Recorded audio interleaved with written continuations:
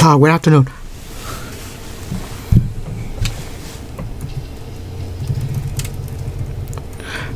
By the way, there look like there might be a problem with the stream. So if you experience any lag, please let me know in the chat. I will switch to the wire connection. I'm using Wi-Fi right now, so there might be a little problem.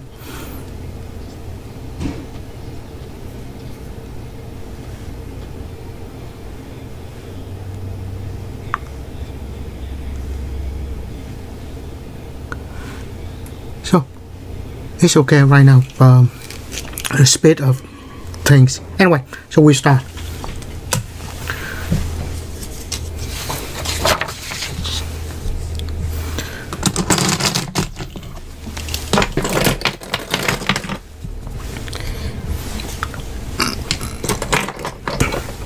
Right. So we go to chapter 6.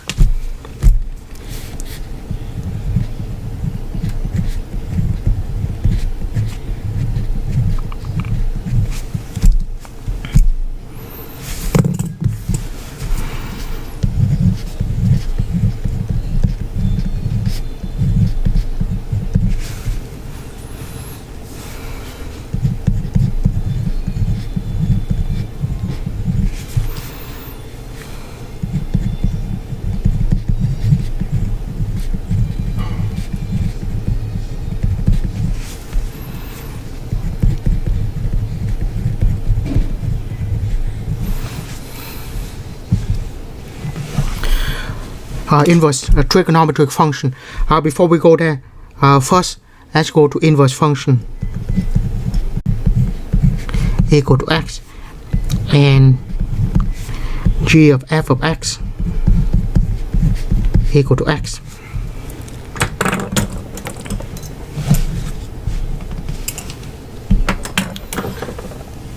B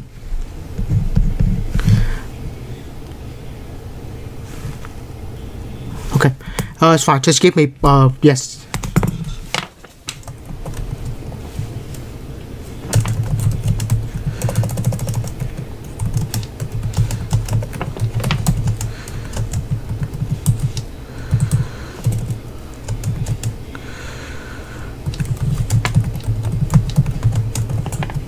Right, I will switch the connection real quick. I'll be right back.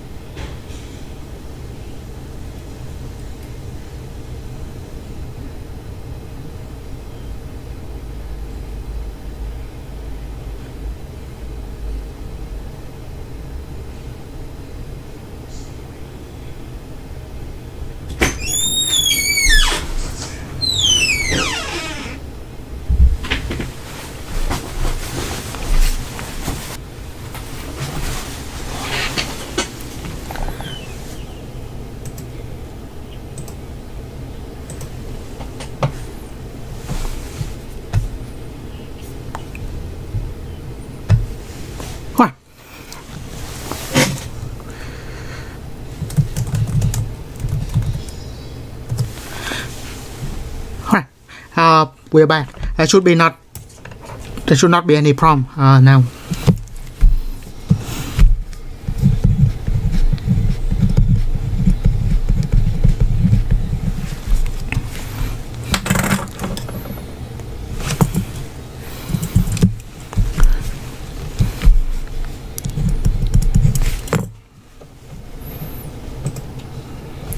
Right. These properties will be important. We're going to use this to define the inverse function and all the characteristic of the function and the inverse. So first, only one-to-one function has inverse.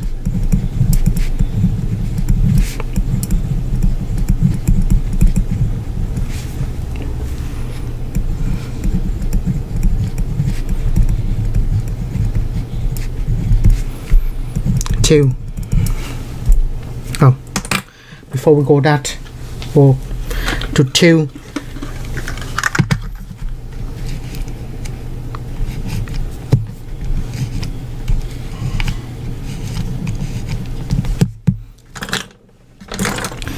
One-to-one function will pass the horizontal line test.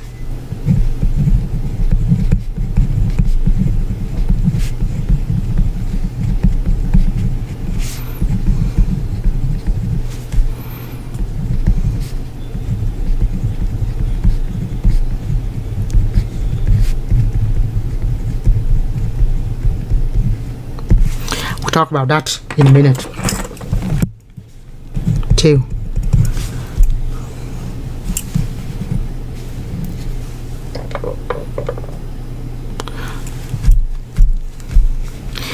Domain of the function equal to the range of the inverse, and the range of the function equal to the domain of inverse.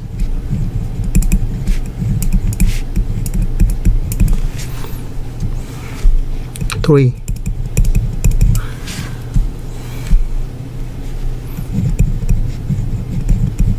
The graph of the function and inverse asymmetric on the line y equal to x.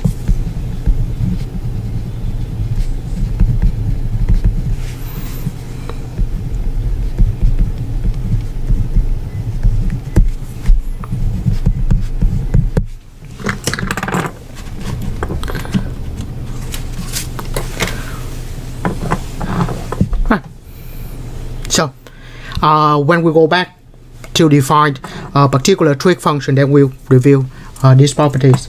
But first, let's go to inverse sine function.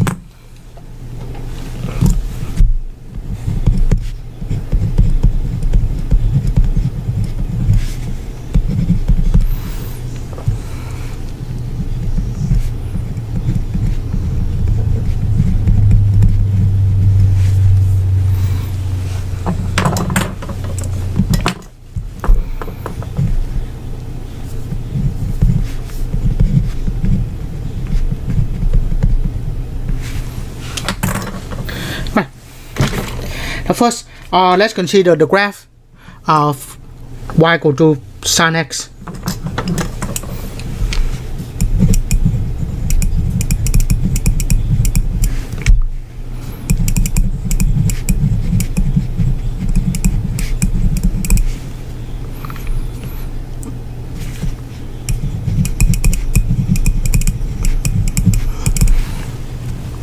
So for y equal to sine x, I'm going to draw the graph over here. Y equal to sine x, the period is equal to 2 pi amplitude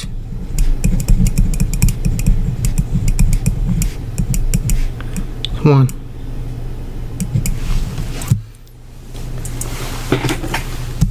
Right, I'll try to put the graph on here.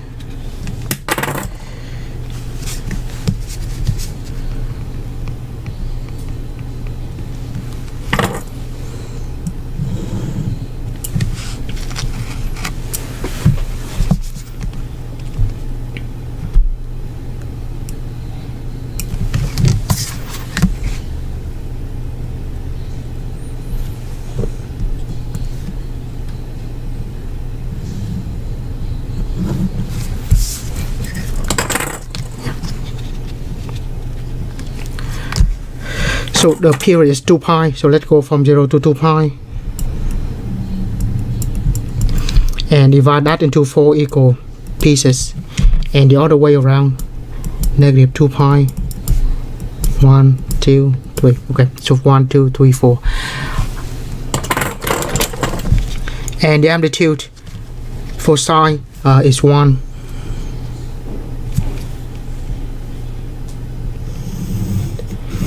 So 1 up, 1 down.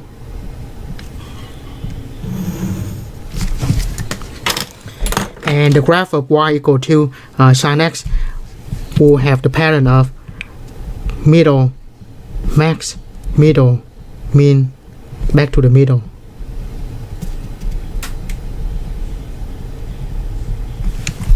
Right, so that y equal to sine x, and we can have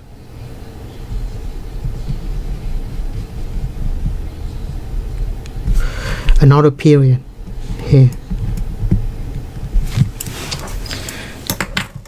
Okay, now talk about this graph. The problem is periodic function cannot be one-to-one function. So what is a one-to-one function? So one-to-one function, a function that pass the horizontal line test. If we draw the horizontal line, when we draw the horizontal line, it will cut the graph at more than one point. So this is not one-to-one. So the problem here is y equal to sine x is not one-to-one, or pretty much any periodic function is not one-to-one.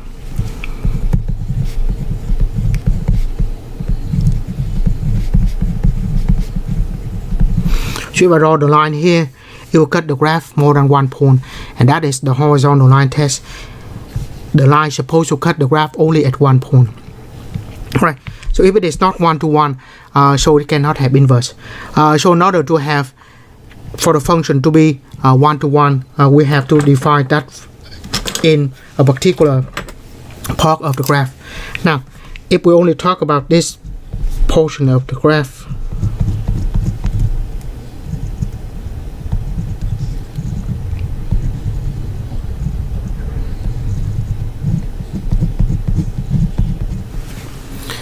if we talk about that part only, which will go from negative pi over 2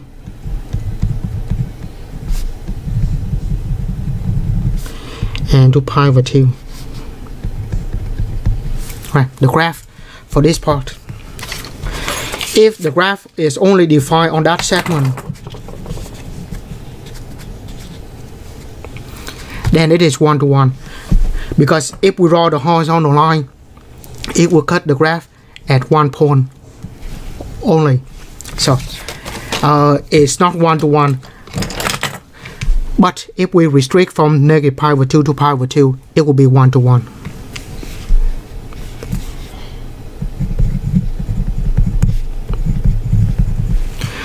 For x in the negative pi over 2 to pi over 2, that portion y equal to sine x is one-to-one. Because the inverse, 1x give 1y, the inverse will, from 1y, we give back 1x. So we need 1x and 1y. That is the case. So if it is the one-to-one, then the inverse exists. Before we go any further, for this part, let's write out what is the domain and range for that portion. So this portion, obviously the domain from negative pi over 2 to pi over 2 for that portion of the one-to-one function. And the range will go from negative 1 to 1. That's the amplitude.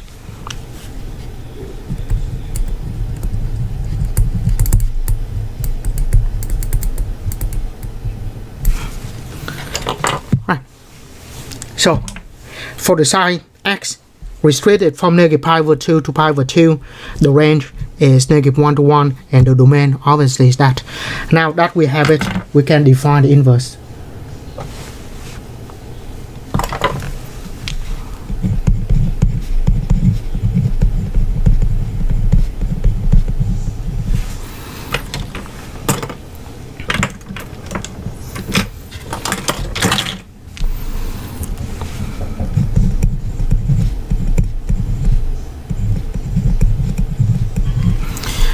The inverse function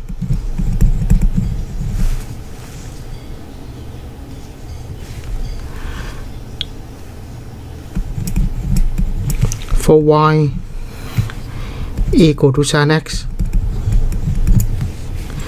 and for sine we define on that interval.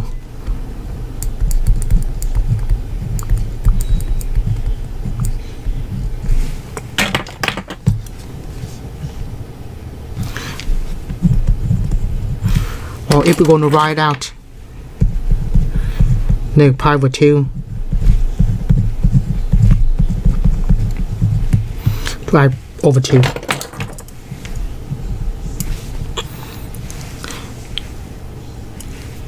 So the inverse function of this is called inverse sine.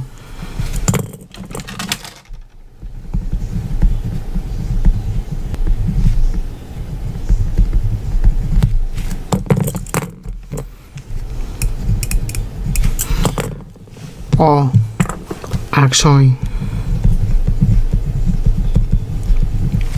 In our book, we use the inverse of sine instead of arc sine. This is more like the older way to call it.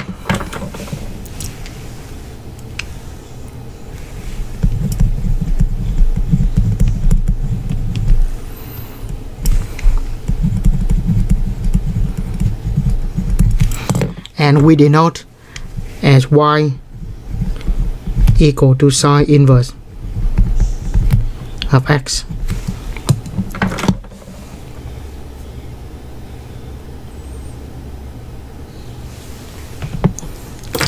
We never say sine to the negative 1, we're saying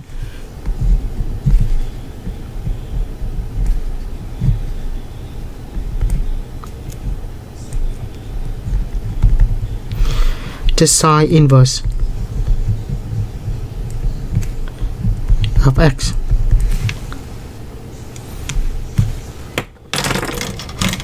Right. And so that's how we define it. And when we write y equal to sine inverse, we mean y equal to sine y equal to x.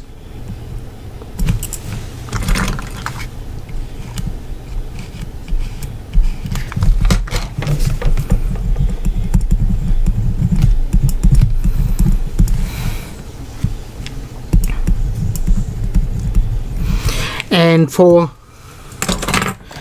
the inverse function, the domain and range will be flipped.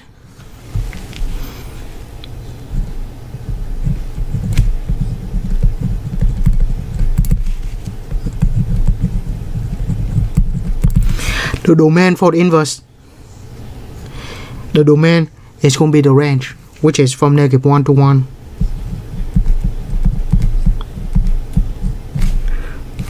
And that is for the x, and for the y is from negative pi over 2 to pi over 2. So for y equal to sine x, we have those domain and range. And for y equal to sine inverse, we have this domain and range. So pretty much the domain becomes the range, and the range becomes the domain for the function and inverse. And the domain for the sine, we have to restrict it from negative pi over 2 to pi over 2.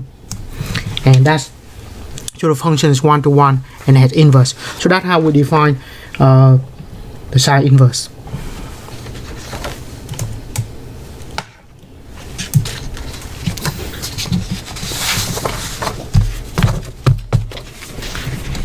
Okay, and next go to the graph.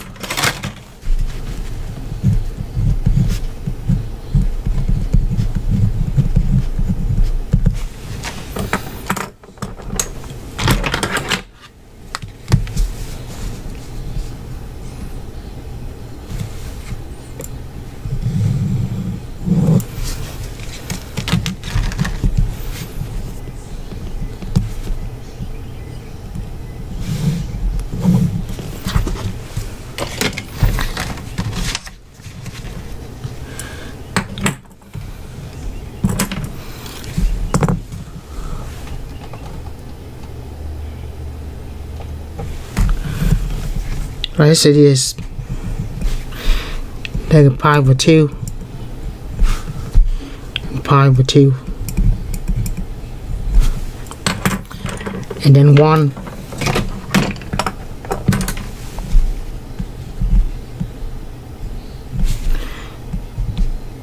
and negative 1.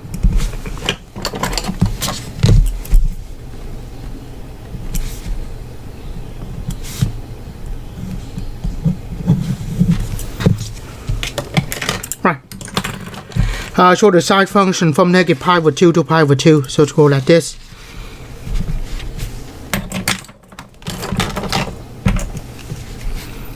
I'm just going to sketch.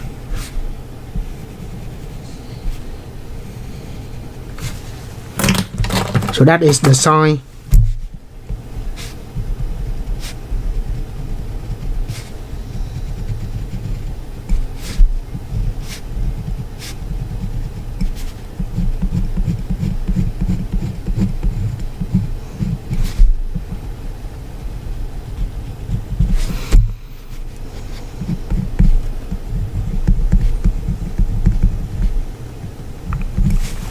So y equal to sin x from negative pi over 2 to pi over 2, and y from negative 1 to 1.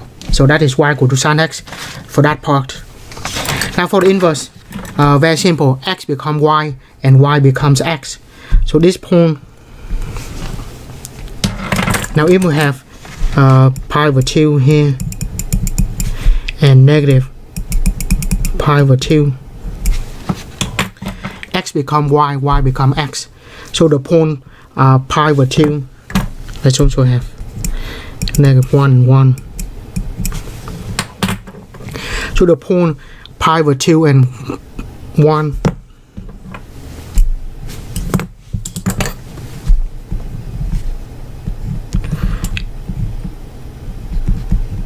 So we have the point pi over 2, 1. Now we switch to 1 pi over 2.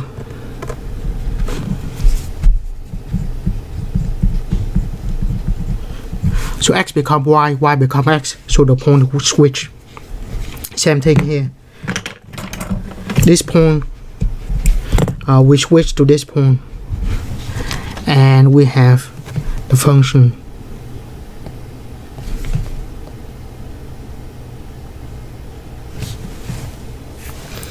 I try to draw it by hand.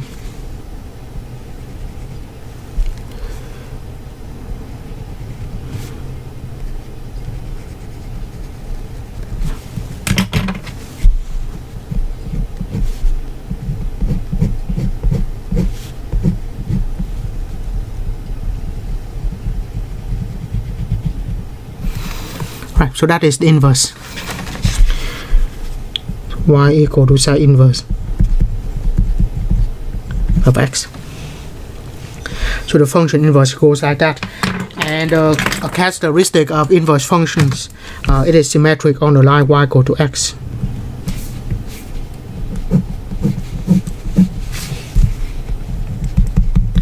So this is the mirror image on this diagonal line. So that's how we define the sine inverse.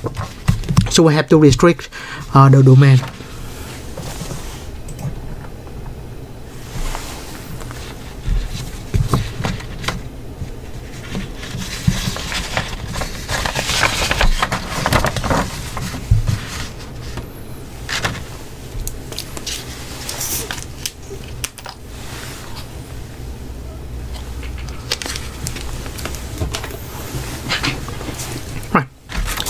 Next we go to the inverse of cosine.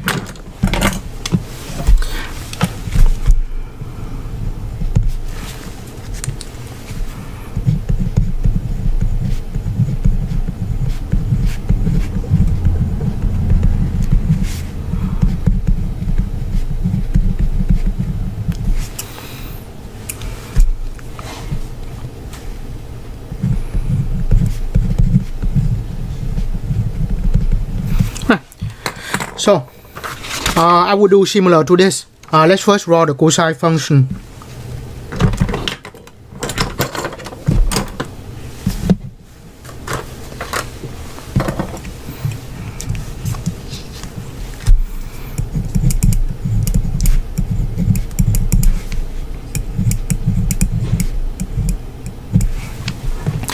And for y equal to cosine, the period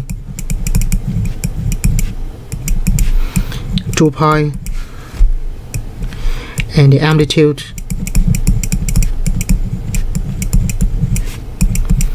equal to 1. So now let's draw this again.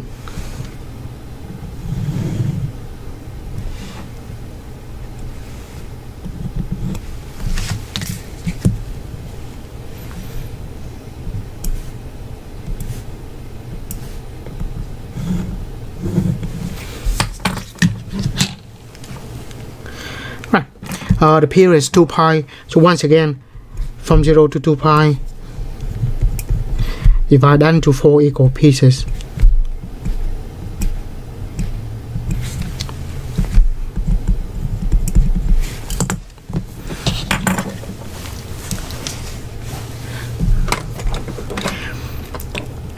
And then the amplitude is 1.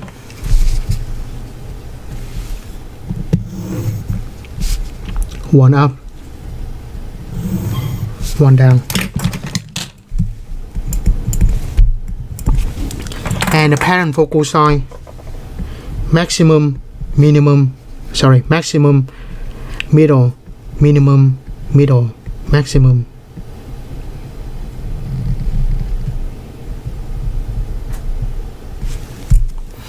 Right, so that is one period. Just copy and paste.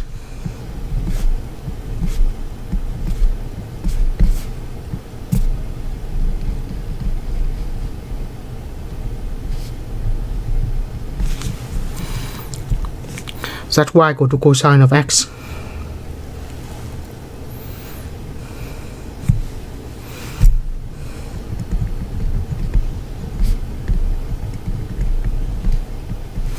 And so on. Right. So to make this 1 to 1, we have to restrict the domain again. If we have the whole domain, it's not 1 to 1 function. It fails the horizontal line test. For sine x, from y equal to cosine of x, it is 1 to 1.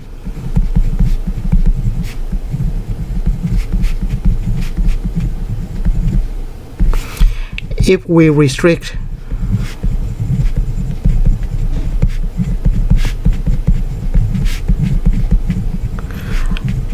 the domain to 1, so obviously we're going to take the first quadrant from 0 to pi. This is good.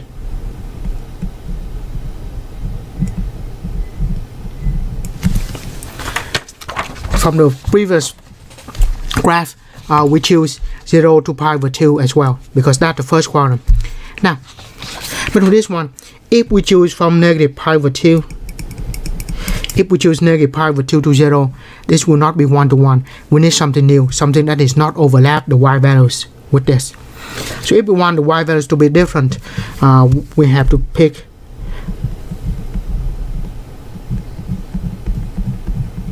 this graph. So all the y values will be different. This part will be 1 to 1 function. So if we restrict the domain to 0 to pi, it will be 1 to 1. Right. So in that case, we write again for y equal to cosine of x.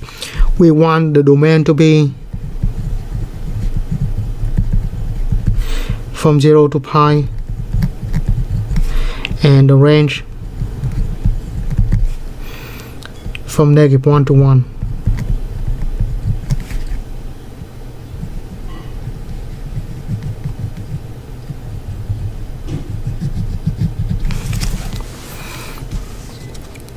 Right. Now with that, and we switch the domain and range, we'll have the inverse. But let's just write the definition.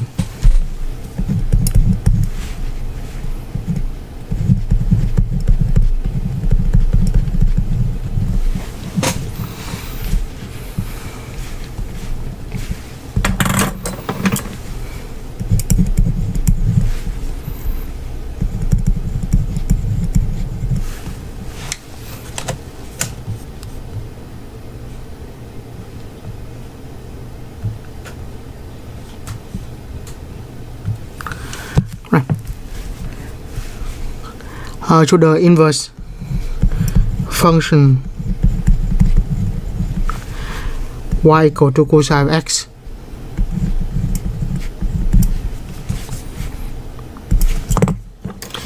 We restrict the domain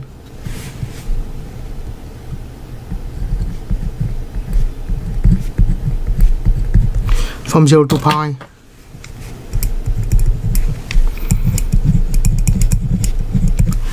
Is called the inverse function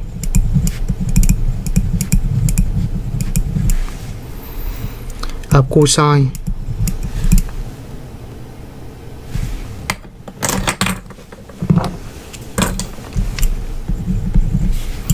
so that we call the inverse cosine or the arcsine cosine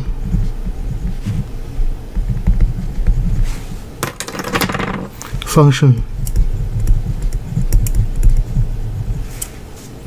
And once again, we prefer to just use inverse cosine and denote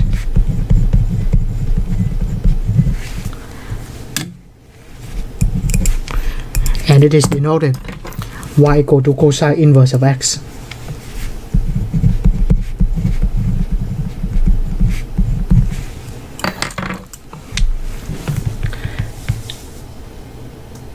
And for this we mean y equal to cosine inverse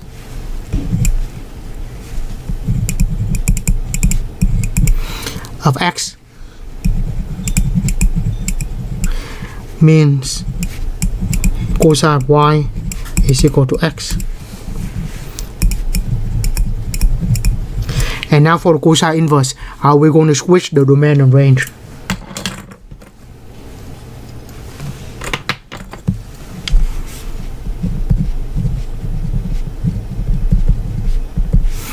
Domain originally from 0 to pi and range from -1 to 1, so we switch the domain will be from -1 to 1 and the range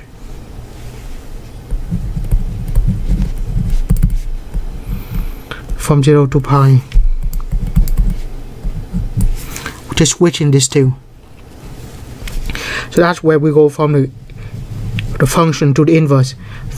X becomes y, y becomes x, domain becomes range, and range becomes domain. Right, let's look at the graph.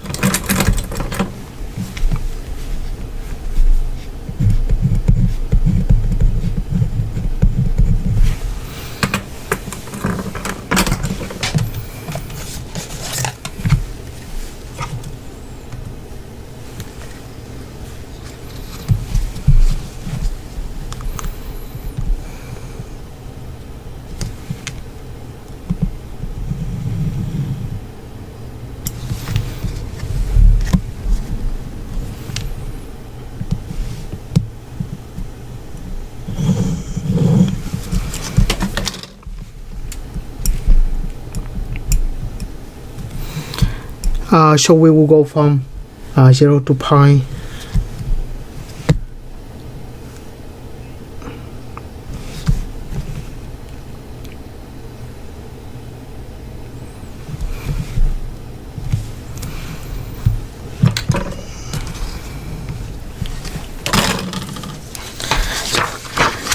So let's go to the next page because we don't have enough room for it.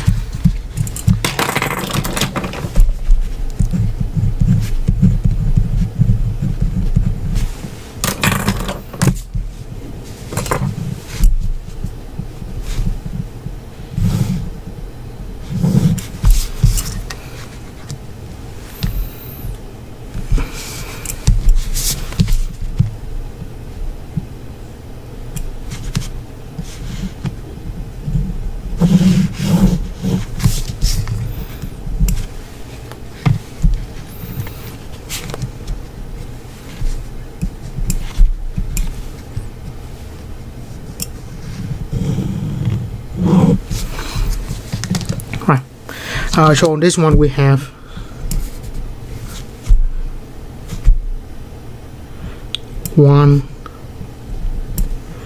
pi over 2 and then pi. So pi is about 3.14, so pi over 2 is about 1.5 something, just cut that in half, and then relatively to 1, so that's about right. Then same thing, 1 and then pi over 2 and then pi. Right. So for the cosine function, maximum, middle, minimum, maximum, middle, minimum.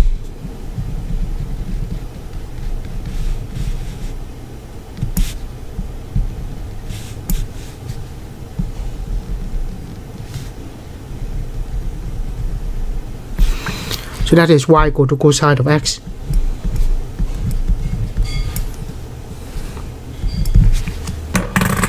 And inverse, we're just switching that point become this point and that point.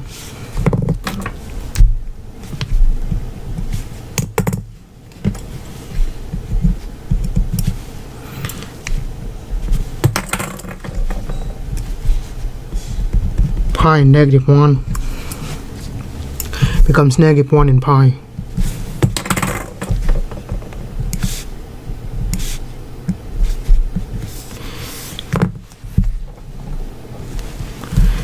So we have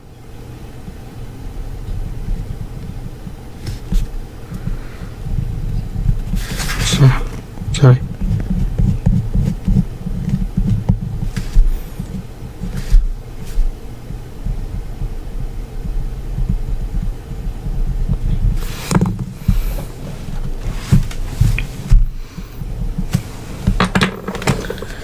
So that is the cosine inverse.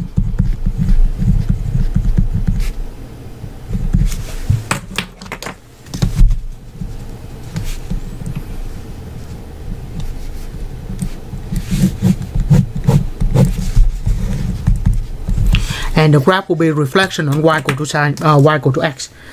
I didn't draw it very well, but you see that on the dot.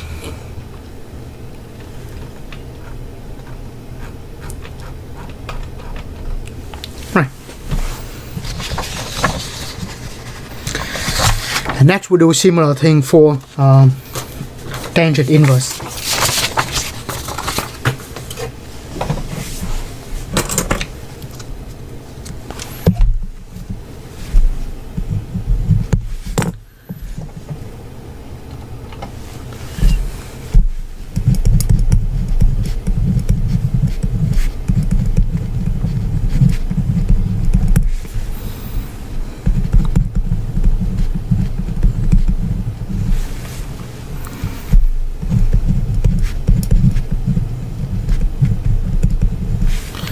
Right, domain.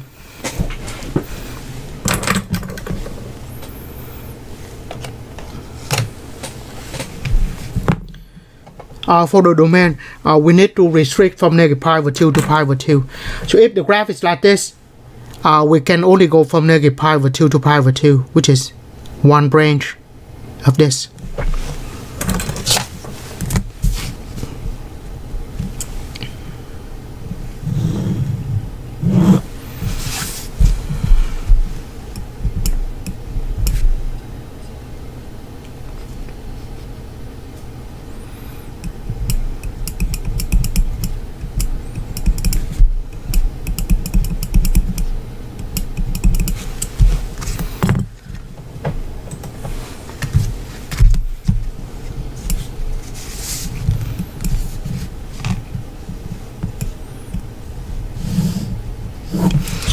So for tangent, we have the vertical asymptotes as negative pi over 2 and pi over 2.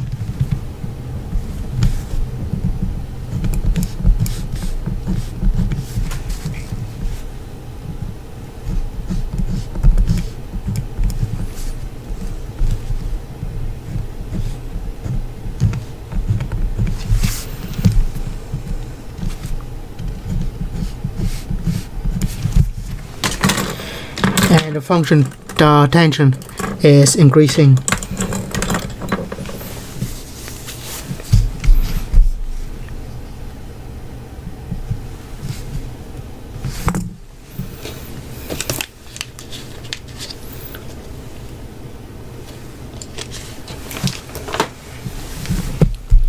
So 1 period.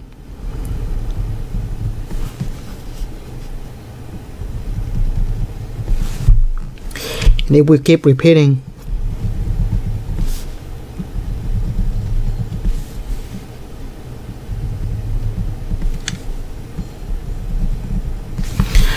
so that is the graph of the tangent inverse. I mean the graph of tangent, sorry. Once again, if we draw the horizontal line, this failed the horizontal line test. So just like any periodic function, tangent is not one-to-one. So in that case, we have to make it one-to-one by restrict the domain. So if we're only talking about this part, then the function is one-to-one, 1x, 1y. So when we have the inverse, 1y back to 1x, which is good. If we have 1x, if originally we have 2 values of x and 1 values of y, so if we have 2x, 1y, when we go back from y to x, we don't know which one we go to.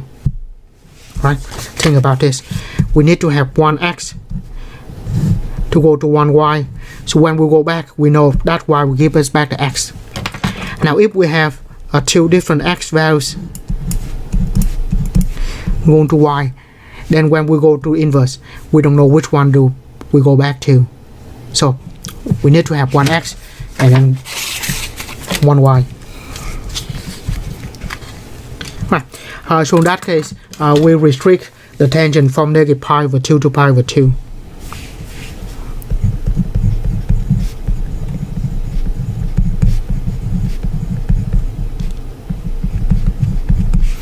Must restrict the domain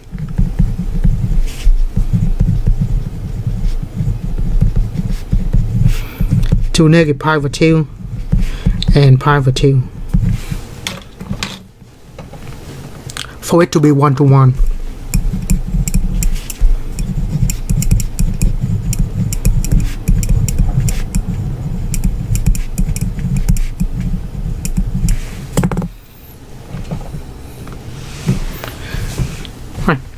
Definition.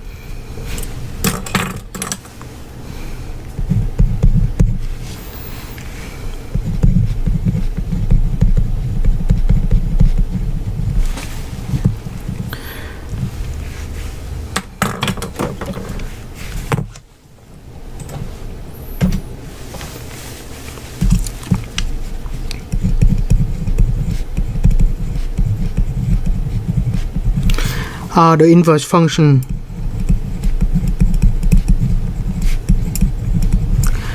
for y equal to tangent x, we have to restrict the domain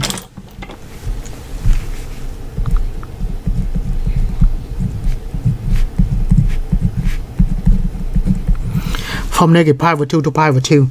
Notice that unlike the sine, we do not have the equal sign here, just less than, no equal sign.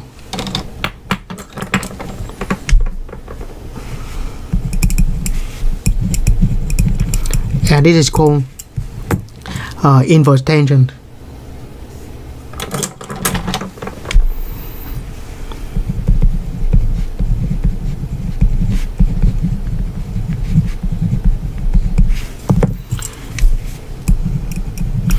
Or at tangent.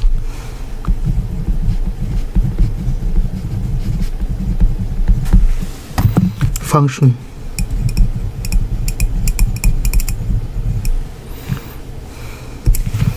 And denoted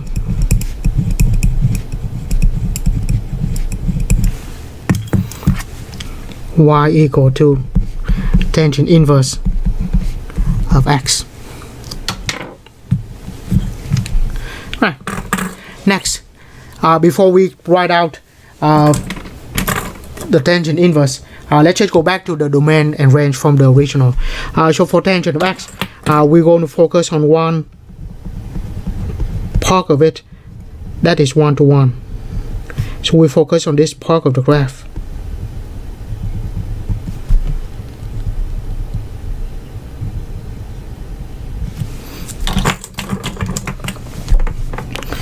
So y equal to tangent of x, domain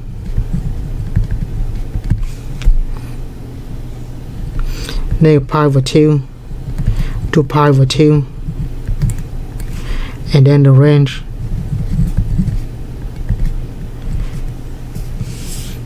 the pi of 2 to pi over 2. The range will go from negative infinity to infinity. So for tangent, that's what we have. And then for the tangent inverse, we're just going to flip those two.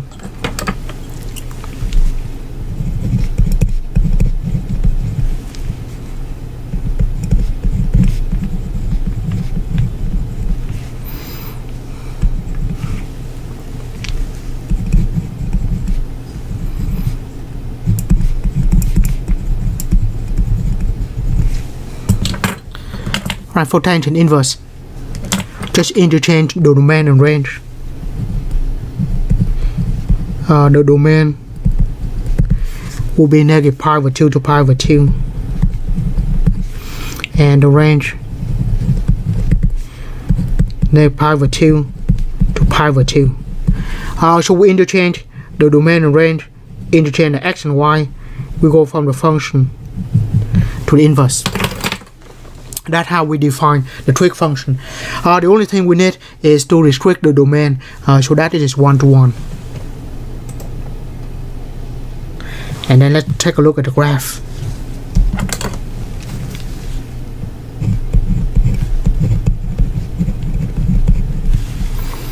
I try to put that on the graph here.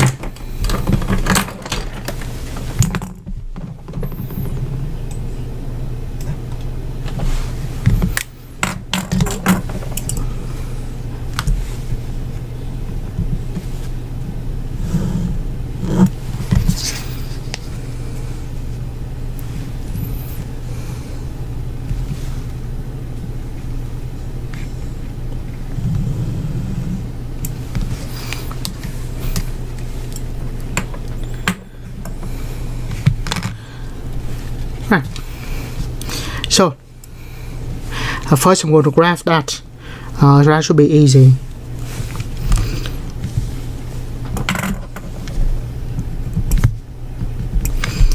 Let's say negative pi over 2, pi over 2.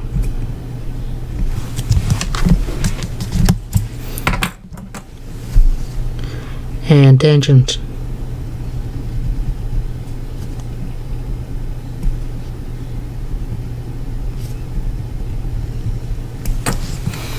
that y equal to tangent of x.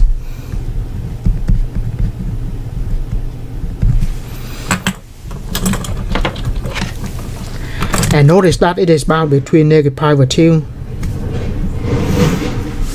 and pi over 2. And then the tangent inverse, switch x and y, so it will be bound by pi over 2 on the top and negative pi over 2 at the bottom.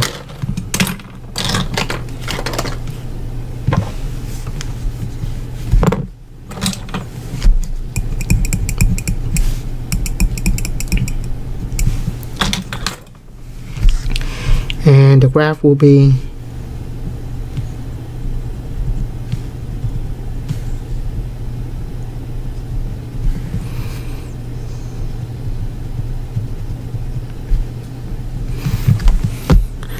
that.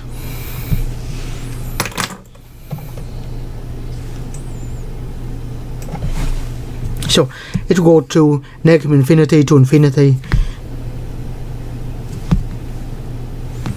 as that go to negative infinity to infinity.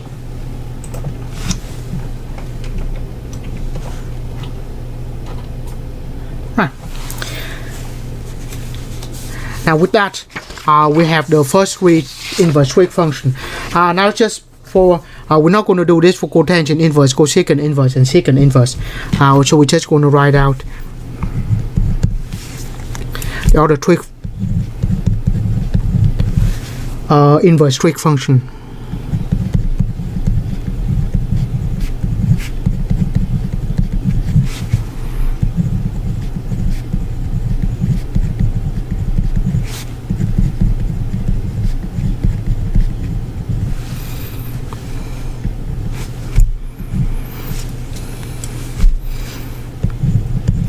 So y equal to cotangent inverse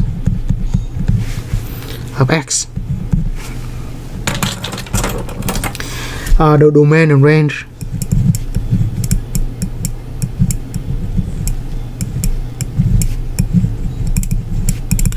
the domain is negative infinity to infinity, and the range be from 0 to pi. Later on we need to summarize all of the inverse trig function b for cosecant x, cosecant inverse of x.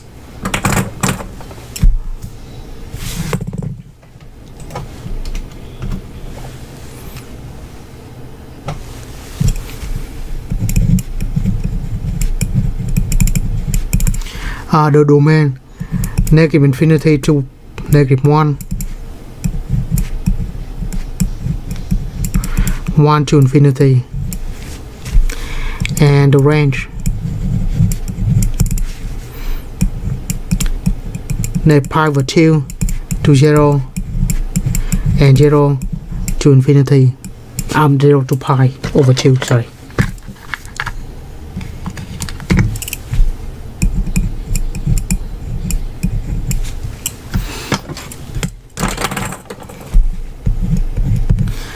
And then C, y equal to secant inverse.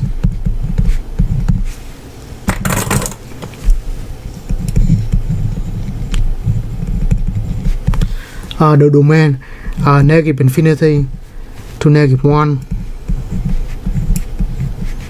and 1 to infinity. The range 0 to pi over 2,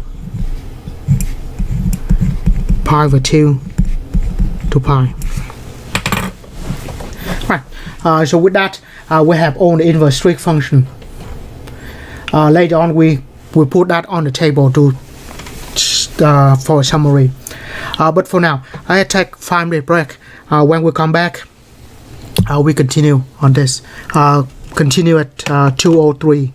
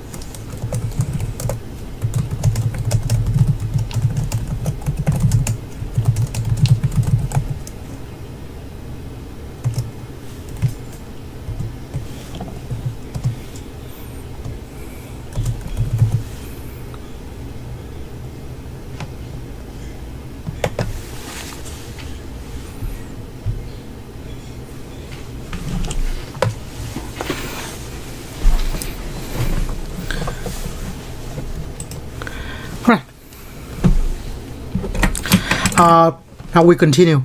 But before we continue, I just want to add something real quick. Let's do this.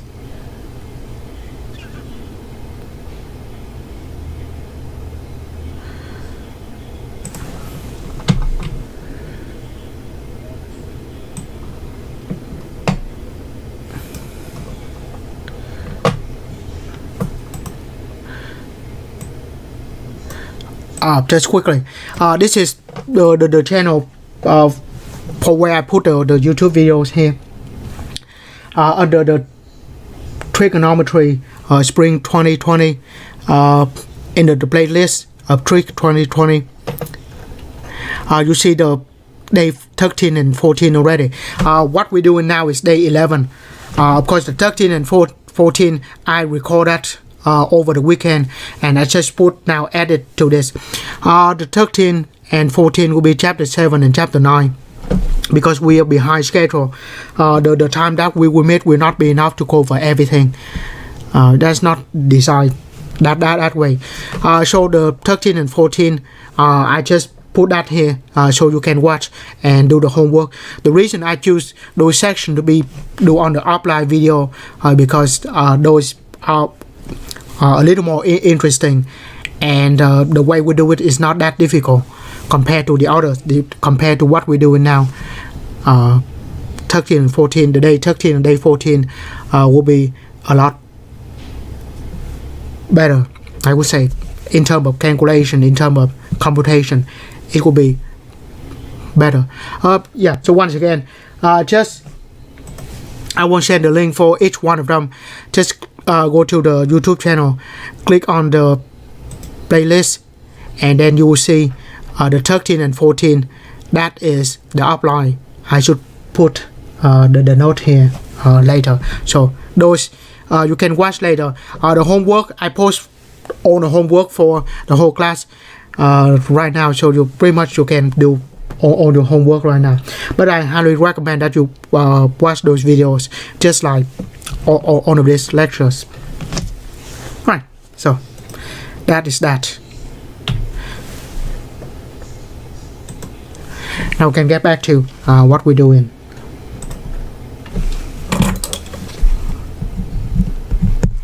Five examples.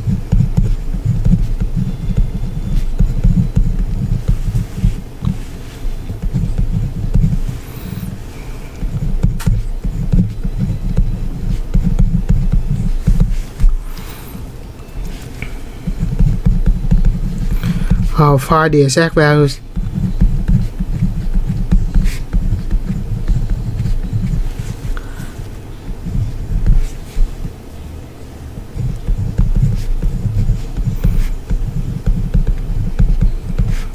Sine inverse square root 3/2. Right, so up to this point,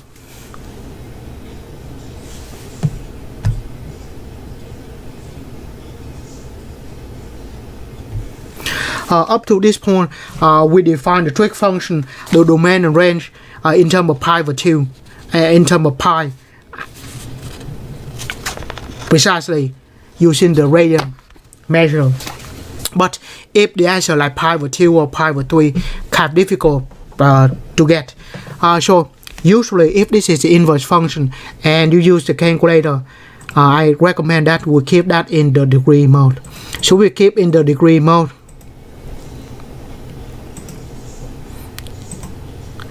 And then when we do the sine inverse, for example like this one, square root of 3/2,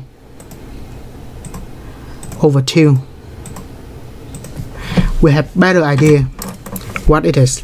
So if we just use a calculator, that gives us 60 degrees. So if we use the calculator for the values, it will give you the degree measure, which is a lot better. So we use the calculator here. Get that. And of course, when we have the degrees, we can always change back to radian. So I check just like that.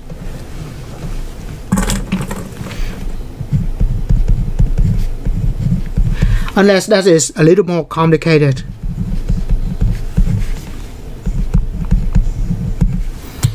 Again, just hit second cosine for negative 1/2, and that is 120 degrees.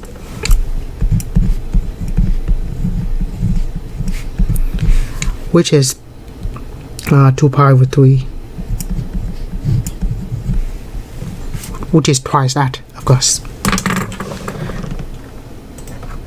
So pretty simple, right? 3. How about tangent inverse of negative 1?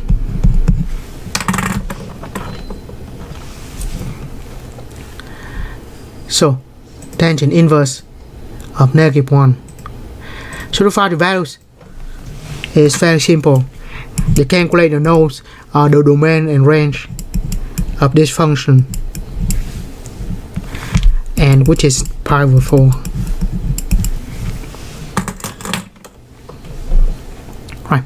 And then we say, why do we compile go to the here? Of course, you can use the unit circle or just convert that. Right.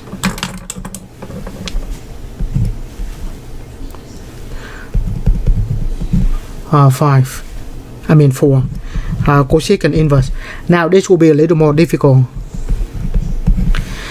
because the calculator doesn't have the cosine. Doesn't have the cosecant, secant, and cotangent. So in that case, what we have to do is this.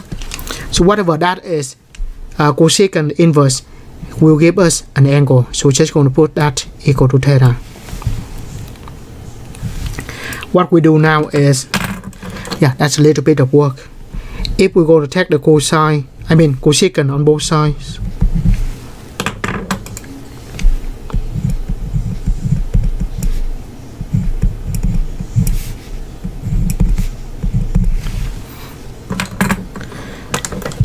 and when we do that, that cancel out, and we have cosecant is equal to 1.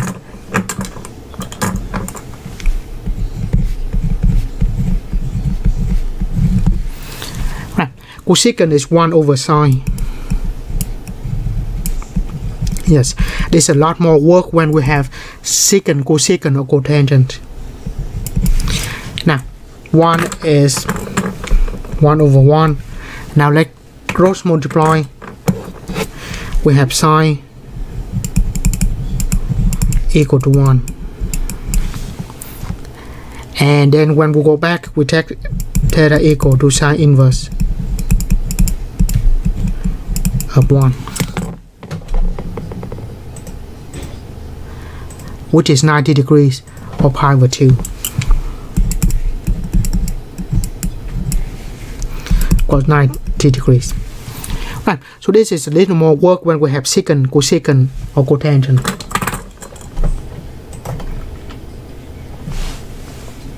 Right, so that is if we have a nice values and we try to return a nice values. Now if we just have a decimal values, and in that case we try to get the decimal, in that case keep the calculator in Radian mode.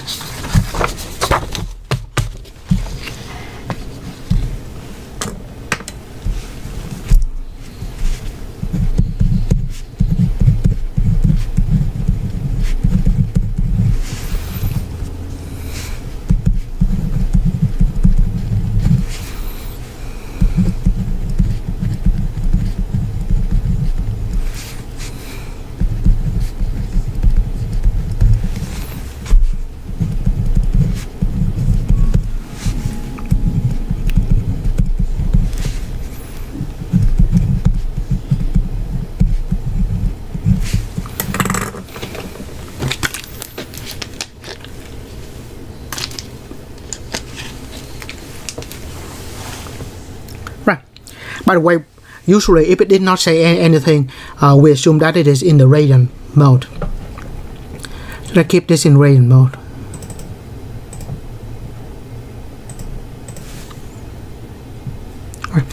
The reason I use the degree here because those values are the nice values. Once again, how do we know if it is the nice values? It is from that. Of course, you can also use the unit circle that it is in the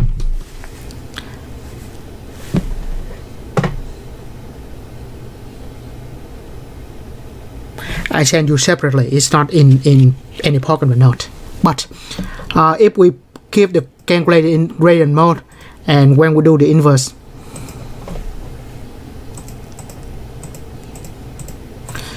we have the answer in radian.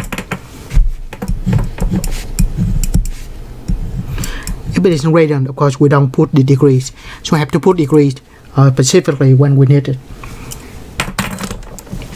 Right, 2. Now when we have secant inverse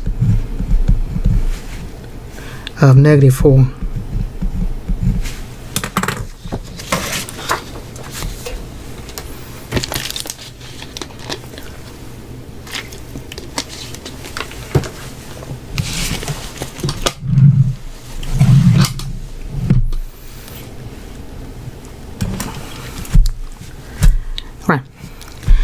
so again, if we don't know what it is, make that equal to theta, and now we check the secant on both sides. We use this trick a lot. We just check the function same as the inverse.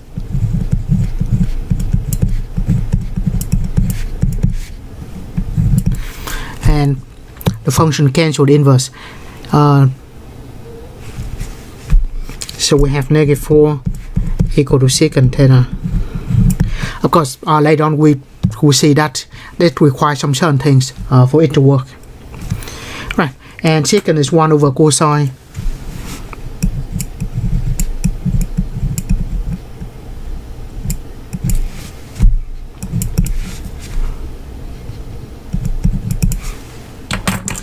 And make it a fraction, so we can cross multiply.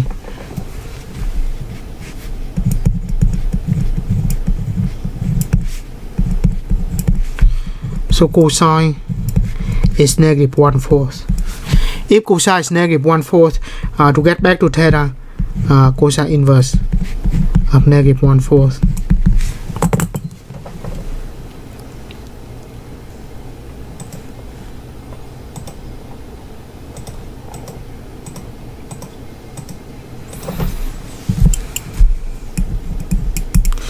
Uh, 1.823.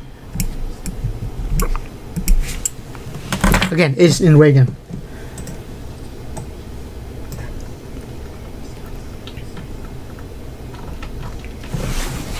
Alright, next will be very important. Remember, you got an email I sent, I think, on Sunday, saying that some part of the note you have to send back to get grade. And this will be some of it. So make sure you write that neatly, then later on to just take the picture and send it back to me. Where's the room? So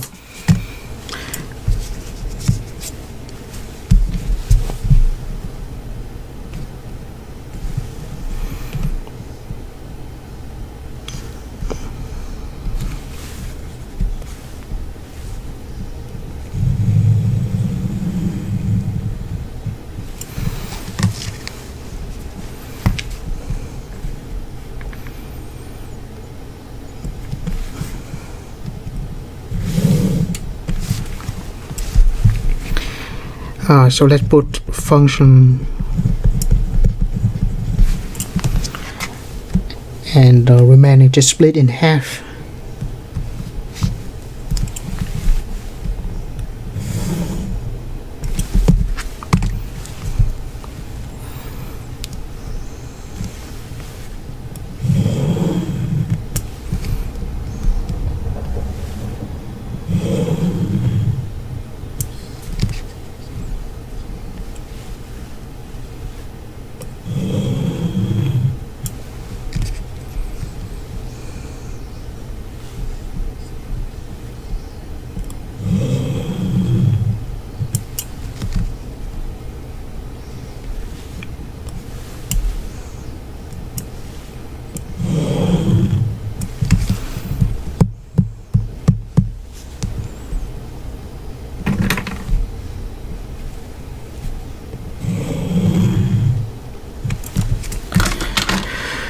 Right, so we have function, domain, and range. The function y equal to sine inverse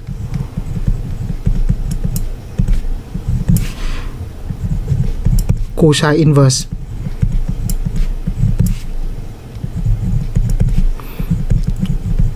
tangent inverse, and then cosecant secant,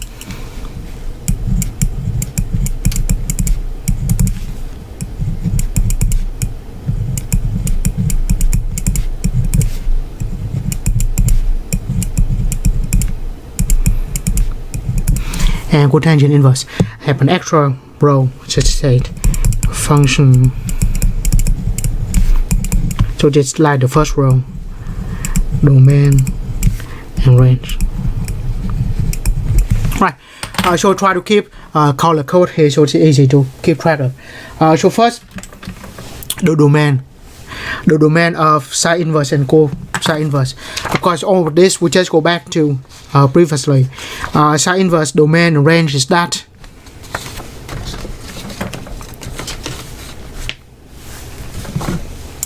So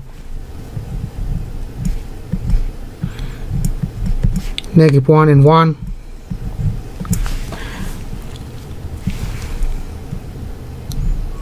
same thing for cosine inverse.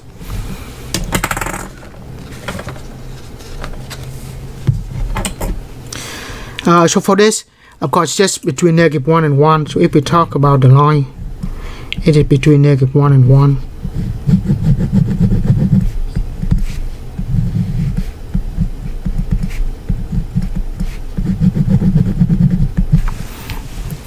Right. That is the domain of sine inverse and cosine inverse. Now for tangent, I said it's all in the note. Negative pi with negative infinity to infinity for tangent inverse and cotangent inverse. So like I said, I try to keep the color code here. Tangent inverse, negative infinity to infinity.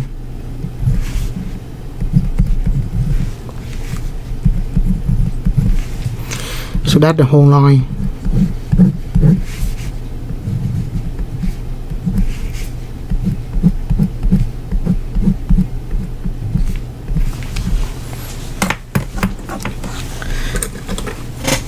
And then the cosecant secant inverse, it will be from negative infinity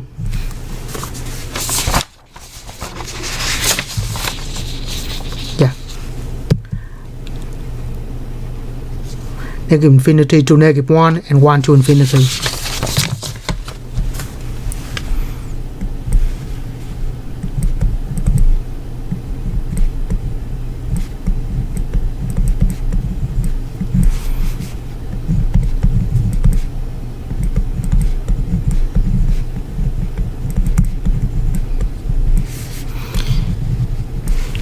So we pretty much outside of -1 and 1.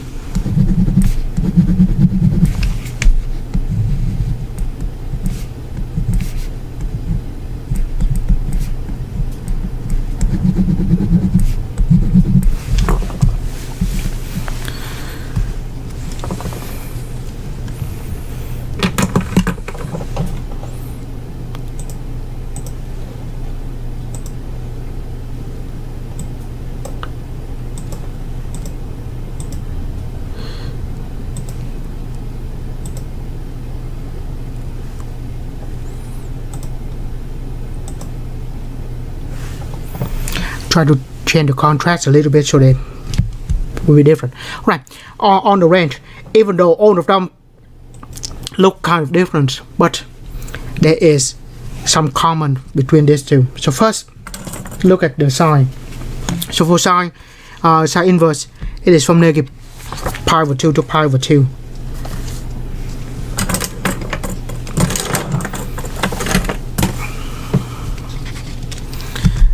So this is from negative pi over 2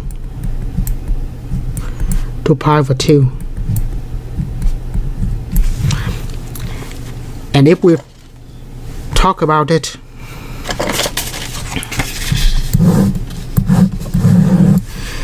negative pi over 2 to pi over 2, so that is quadrant 1 and quadrant 4.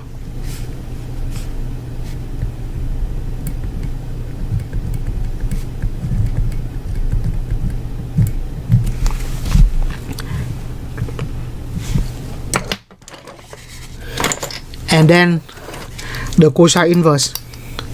Cosine inverse from 0 to pi.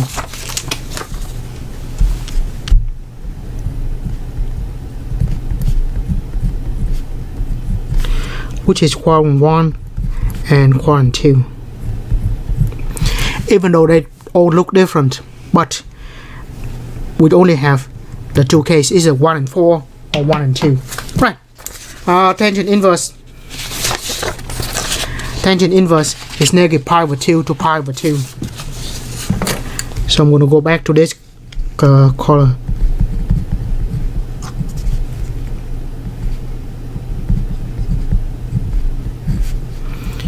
Which is Q1 and Q4. So that is cotangent inverse.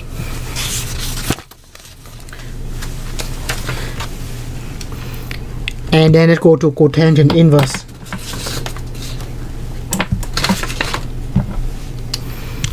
Will be from 0 to pi.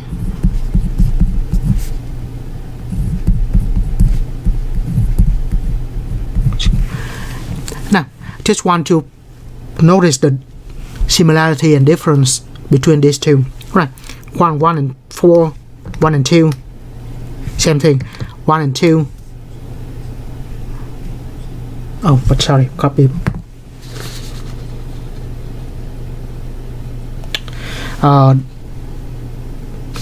Yeah, sorry. These two the same, and these two the same. So that's why I try to keep in the same color. Cotangent inverse is that. Now, the difference between the tangent and cotangent and the sine cosine is that those two are brackets. These two are parentheses. Let's just write a little note here.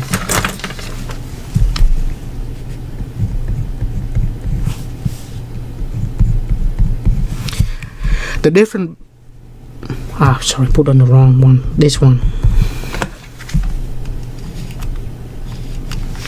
The difference between the tangent and cotangent inverse is that they have no endpoints. To say no endpoint.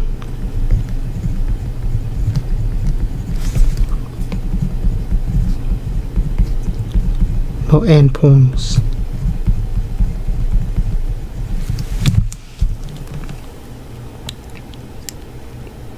Still in the same quadrant as that.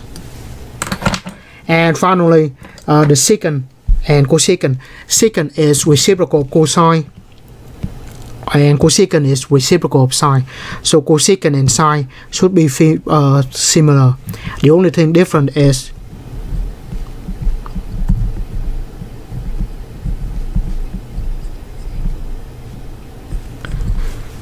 we have that for cosecant.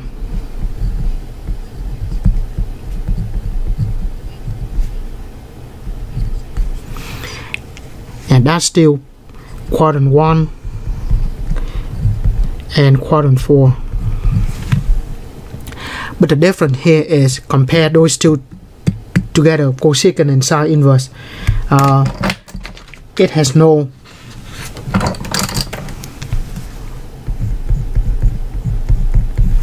midpoint.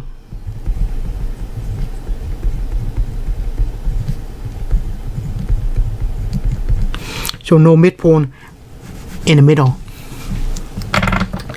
And then finally, cosine and secant are reciprocal. So the difference here is we don't have the midpoint.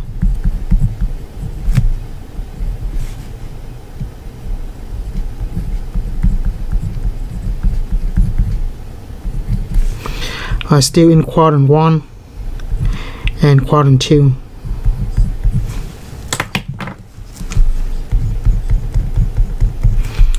And there's no midpoint.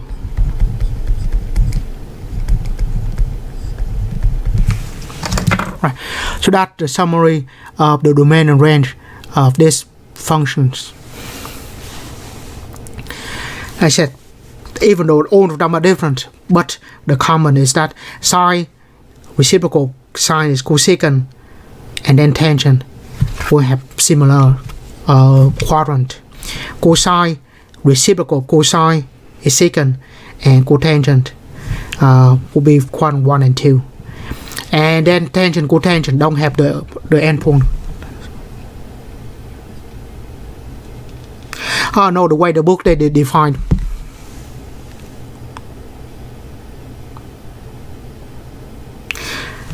Oh no. Yes, of course, in different books, especially the older book, they define some of the function of quadrant 1 and 3. Actually, that secant and cosecant. Yeah. So we can certainly define that quadrant 1 and quadrant 3. But, like I said, just the way we define it. We just choose the part so that the function is 1 to 1. We can choose this part here and then that part there. So in that case, like you said, quadrant 1 and quadrant 3. So that's the 1 to 1. But I just prefer to use something that is close, so that it will be 1 to 1. Just so different books they might define differently, but for this book, we keep in those two. By the way, if you think about it, the calculator, tangent inverse, that is in quadrant 4.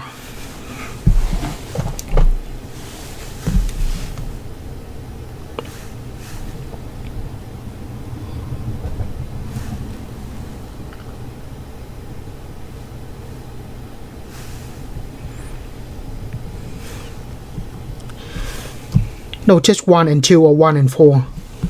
Oh, this is not 3, this is 4. Oh, if that is your question. Sorry, I might overthink it. Yeah, so it's either 1 and 4 or 1 and 2.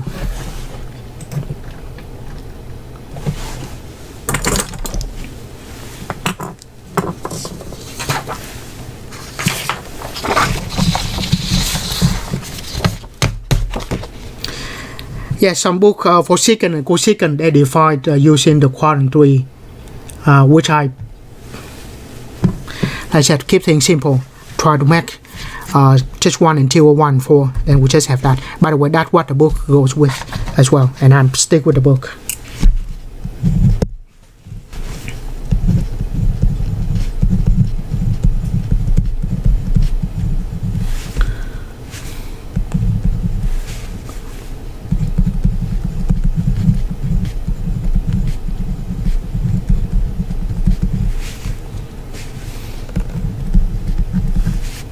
And also the calculator knows all about the domain and range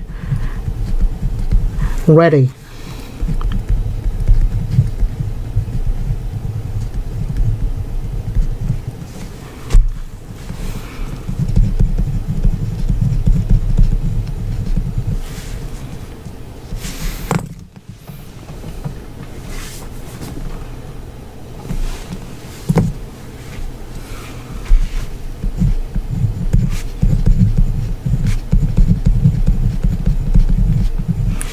Right, properties of inverse function.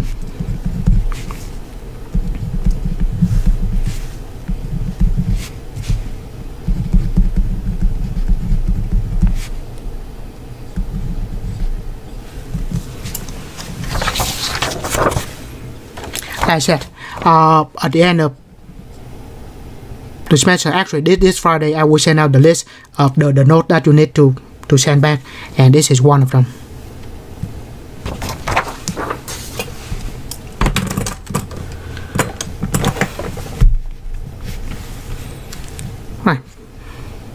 Oh, by the way, if you did not see this, in this guy I use this lowercase Roman numeral a lot. So that is one Roman numeral in lowercase letters. Right, sine inverse and sine inverse and function cancel, but it have to be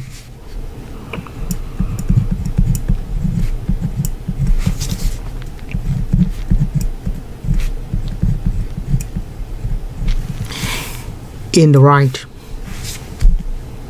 interval. 2.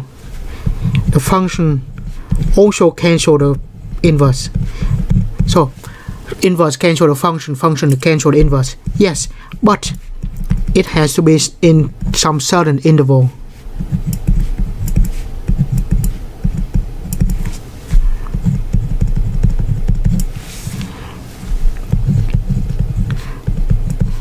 Inverse cancel the function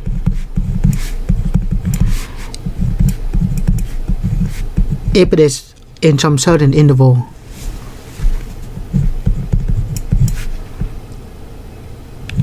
And the function cancel the inverse on some certain interval.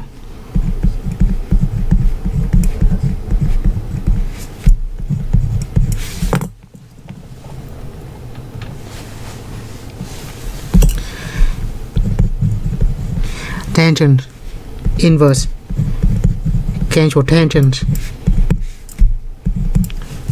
it cancel out if it is on some certain interval.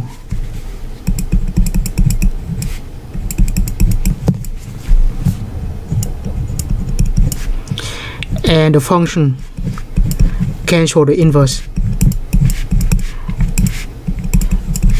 Actually this one for every values of x.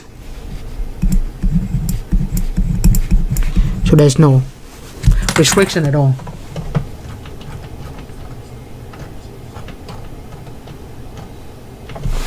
Right.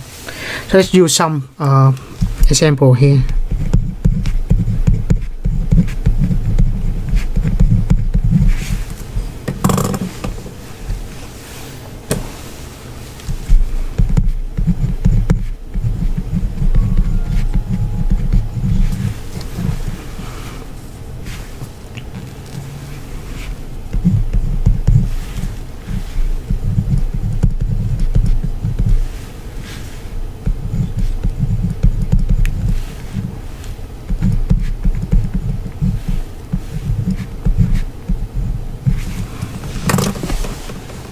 Right, let's say we have that. So first thing we say is the negative pi over 8 is between here, so they will cancel.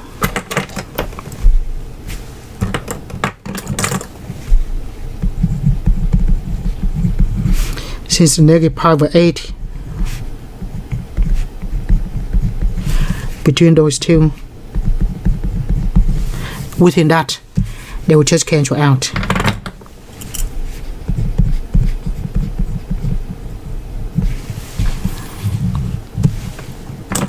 That's nice. What happened if it is not?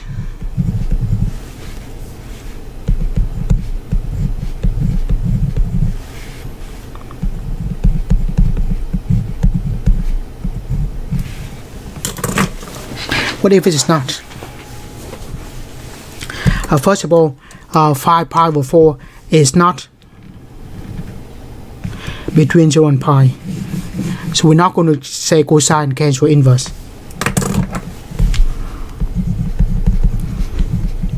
Since 5 pi over 4 is not between 0 and pi. So it's not in between here. So this is not equal to. We cannot just cancel out. It cancel if it is in within some certain interval. This is not. So when it is not, I'll have to do a little more work.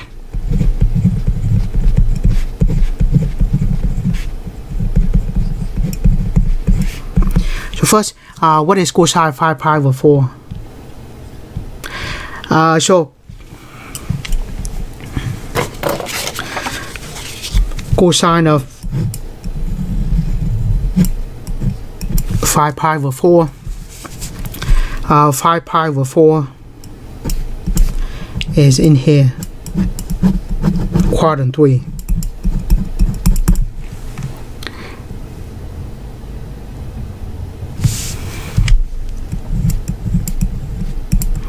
In quadrant 3, it is going to be negative.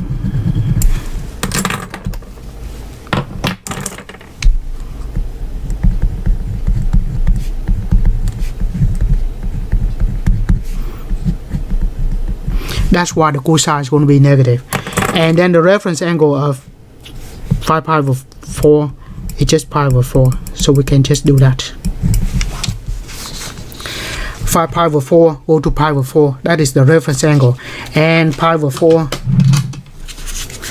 because unit circle, or just that, pi over 4.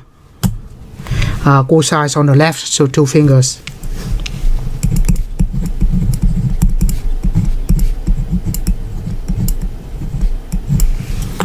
And now for that, we can just use the calculator. Keep that in degree mode. Cosine inverse of negative square root of 2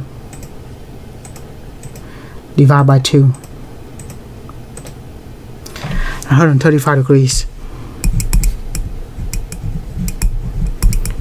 which change to radian multiplied by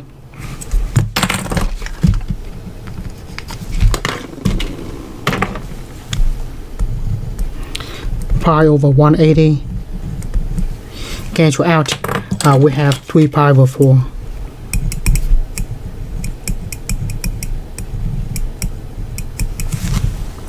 So of course they don't cancel out because the answer is different.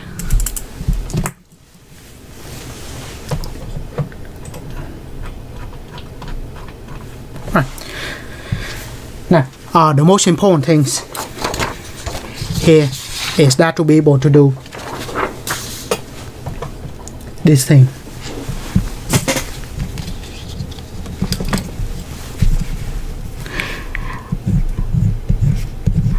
I guarantee that you see this kind of question on the test and will be on the final.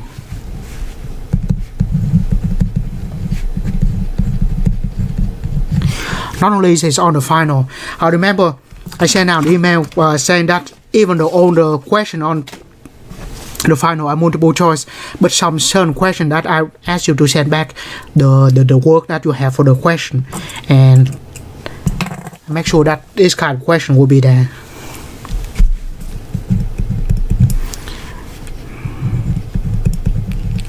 Because when we go to pre-calculus, calculus 1, 2, and 3, if you go that far, you need to know how to do this thing. Right. So first, as always, the inverse trig function give us an angle, so we're going to let theta be the inverse trig function.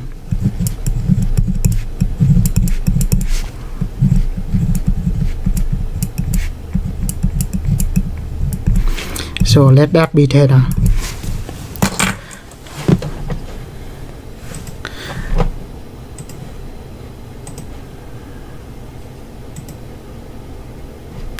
Sorry. And then we try to get rid of the cosine. The way to do that is check the cosine on both sides.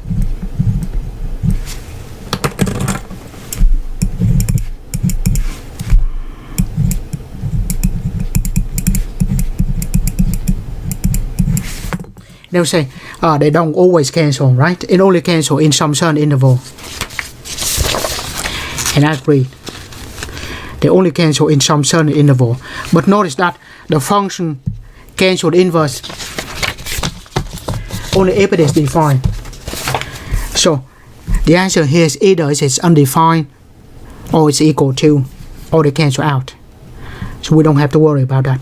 Once again, the function cancel the inverse if it is defined. If they don't define, if they are not defined, then of course we cannot do anything. So for this kind of problem, they will cancel out. I will write that later. So cancel out, and we just have 4 over 5.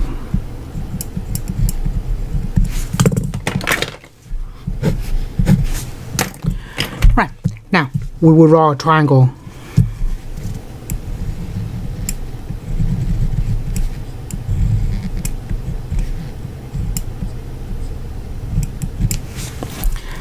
Cosine is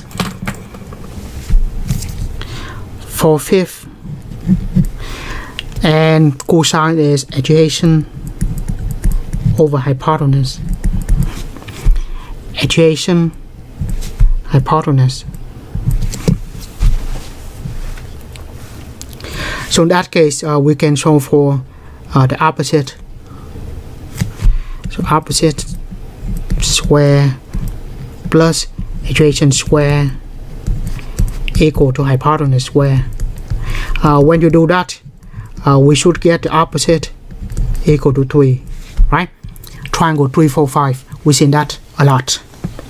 So that is the opposite, obviously, opposite to that angle.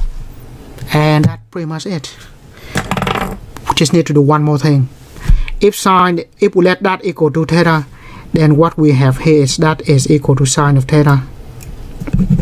Let me write this again. So sine of cosine inverse of 4/5. Cosine inverse of 4/5 is theta, so we have sine of theta. And sine is equal to opposite over hypotenuse. Opposite hypotenuse. That's equal to 3/5. Right. Try another one.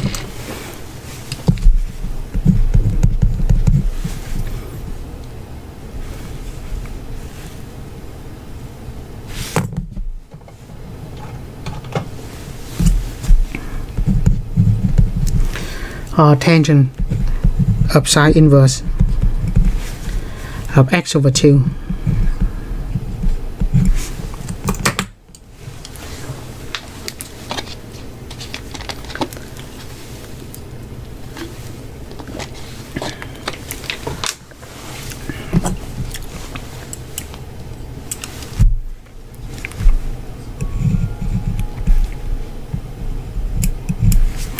So just inside we let that equal to theta, and so we let theta be sine inverse of x over 2.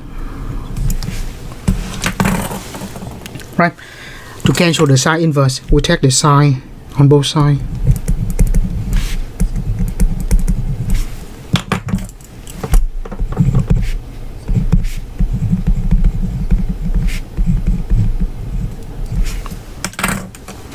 Like that.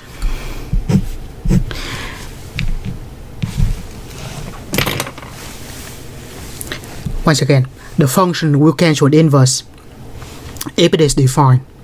If it's not defined, of course, we cannot do anything, and the question will not ask you to do anything that it is not defined. Of course, when we say simplify like this, we assume that we could simplify. If the question is simplify or say that it does not exist, that's a different story. But when we say simplify, that means we actually can do it. So if we can do it, if it is defined, then the function always cancel the inverse. So the function will cancel the inverse if it is defined. If it is not defined, then of course we cannot do anything. Right. So sine is opposite over hypotenuse. So we draw a triangle. With respect to angle theta, opposite is going to be x, hypotenuse 2. So in that case, what is the adjacent? So we have 2 square plus x square sorry, x square plus the adjacent square equal to 2. So adjacent equal to square root of 2 square minus x square. And then we say it should be plus or minus, right? Yeah, but in this case, let's take the positive.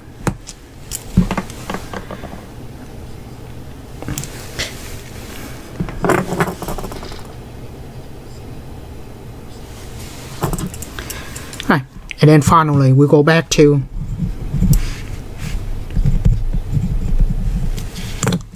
tangent of sine inverse x over 2 tangent of theta,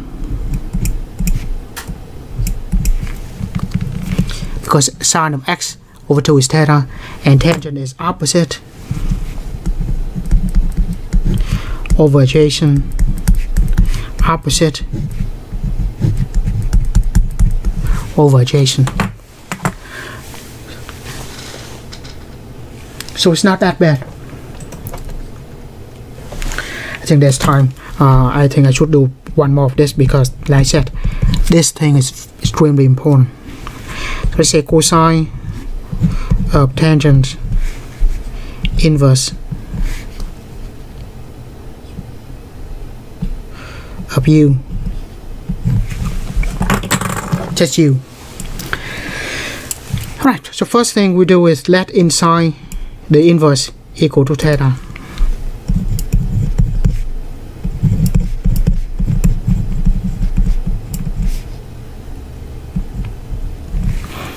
And then we try to get rid of the tangent inverse by using the function. The function cancels the inverse if it is defined.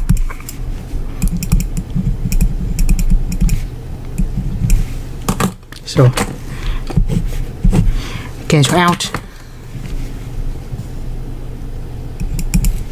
Instead of write u, we say u over 1. And tangent is opposite over adjacent.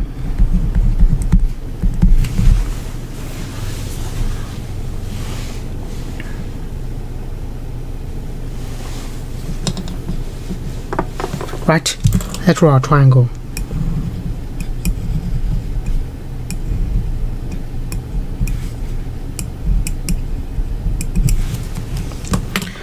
Opposite to the angle u, adjacent is 1. Our Pythagorean theorem say that this will be adjacent square plus opposite square. So this is just 1 square plus u square.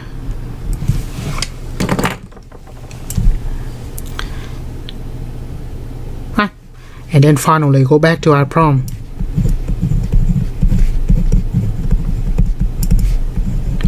The tangent inverse is theta and cosine is adjacent over hypotenuse. Adjacent over hypotenuse.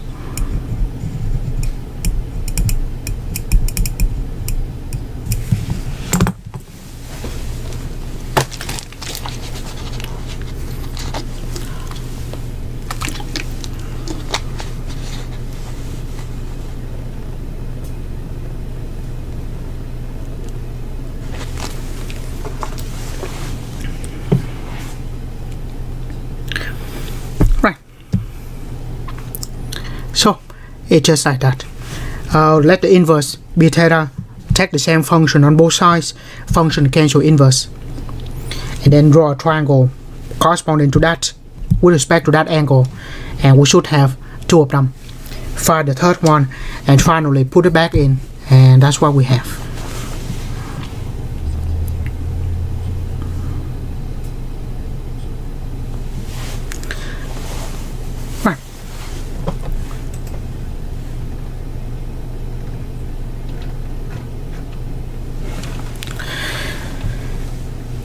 Now, we only have a few minutes, so I'm not going to start section 6.2. So basically what we do here is on the plan ahead is that section 6.2, and we might not finish on 6.3. By the way, I don't plan to finish everything on 6.3, just some of it. So 6.2, 6.3 will be covered on Thursday. When we're done that, and then you can go to the video that I said, the offline video that I posted earlier, and then will be chapter 7. Next Tuesday, when we finish chapter 6 this week, chapter 7 and the beginning of chapter 9 will be an offline video, and after that after this weekend I will pick up for the last day is next Tuesday, where we learn the remaining of chapter 9. But bottom line is today, Thursday, and then followed by the 2 offline video that we did, and then continue one more day next week.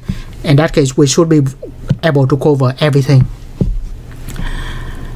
Right, so I'm gonna stop here today because I don't want to go to the next section. Do you have any question before I end the stream?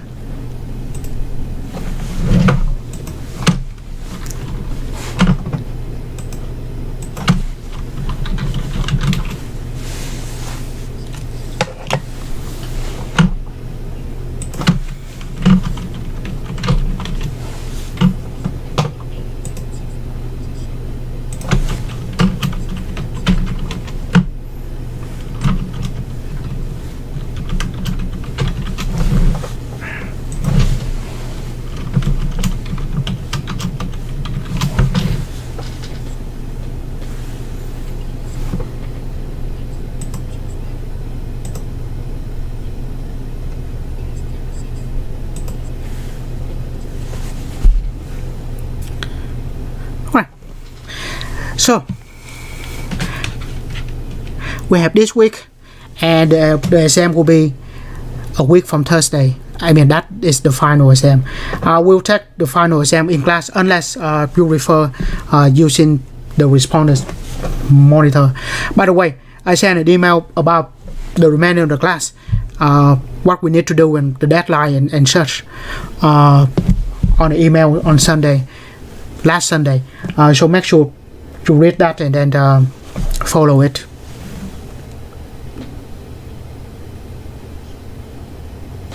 Right.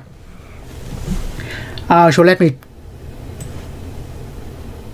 show this real quick.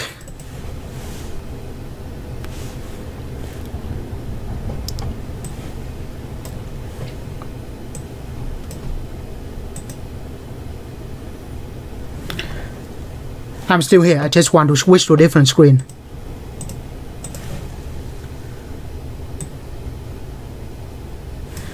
Right.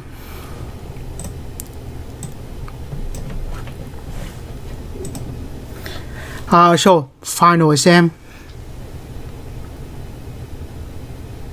Yes. All the exam must be proctor. So final exam. I will post the exam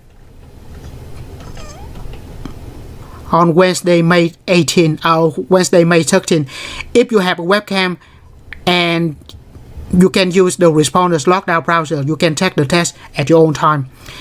If you don't want to do it with this option, then or if you don't have a webcam, you can use the cell phone as a camera. This is for proctoring.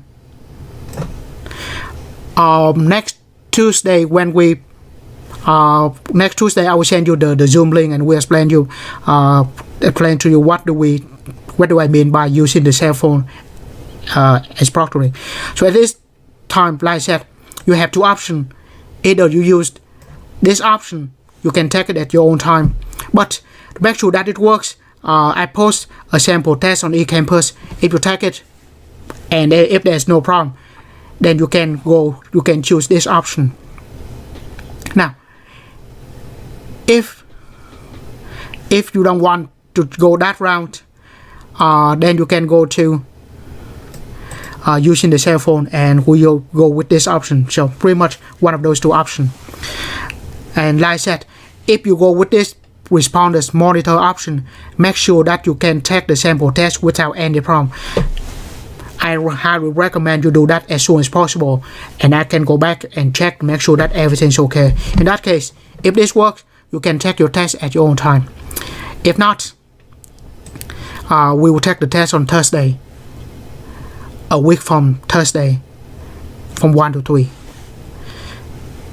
Right, the format of the final multiple choice comprehensive. However, I will ask you to send some of the notes back. So make sure that I need to show some kind of work for the final exam. Right. Do you have any question? By the way, I sent you an email with all of this information. And if I miss anything, or if anything is not clear, please send me an email, or you can ask now. But I think that cover everything. Right. And I got a few questions also about the course note. I remember I asked you to send some of the note back for grade, and that is 10% of the grade, and one of the note, including something we do today. Right. By Friday, this Friday, I will send you the list what part of your written note that I need you to send back. So just go to eCampus. There's the folder. There's the link. Just click on it, and then attach those files and send it back to me. I realize that taking the picture from your cell phone and send it back to my email is easy thing to do. However, I have like 100 of this. If you take 100 of pictures, I mean in total, and send it back to me, I'm afraid I will lose some of it. So in that case, submit all the written works and your handwritten works on eCampus.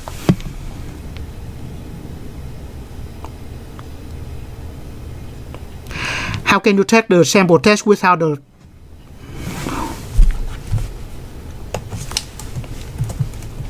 No, I'm talking about the sample test on eCampus. Not the sample test on my MATLAB. The sample test on my MATLAB is only for test 1, test 2, and test 3. The sample test on eCampus is for the final.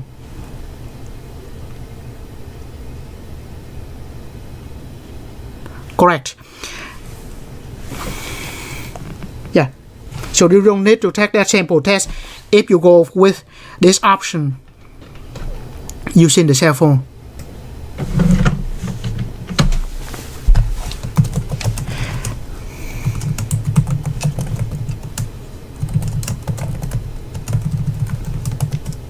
Right. So can you use the cell phone for Zoom meeting? So pretty much I will send you a link for Zoom, and then you open that link with your cell phone. Then you can turn that your cell phone into a camera. How many questions will be on the final? About 20, 25, or multiple choice.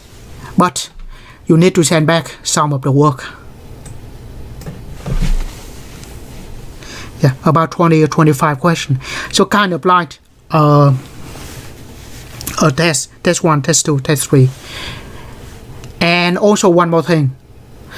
Before the test on Thursday, I will send you the list of what you expect to know for the test.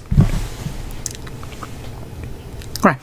And finally, this goes without saying, you've been taking the test, and like I said, kind of difficult to do that without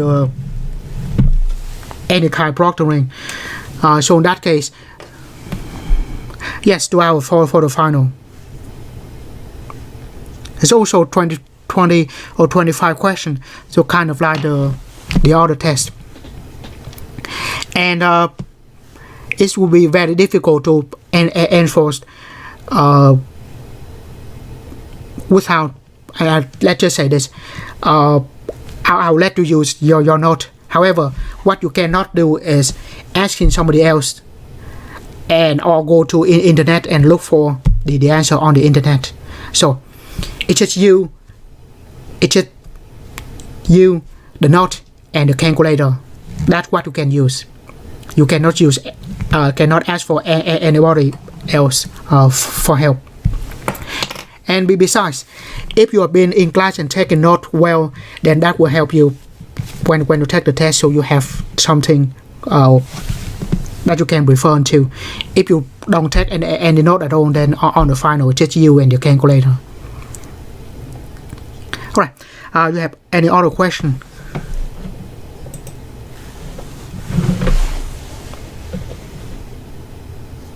Yeah, even though the test is set, it should be 2 hours, but I always stay for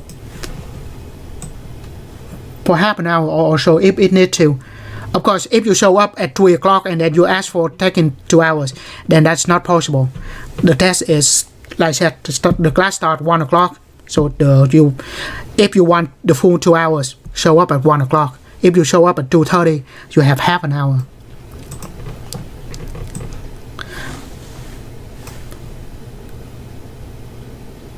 Right. I will explain more about how do we use the cell phone and other things. But other than that, I think I will end the stream here. Right. Thanks for being here. If you have any questions, please send me an email.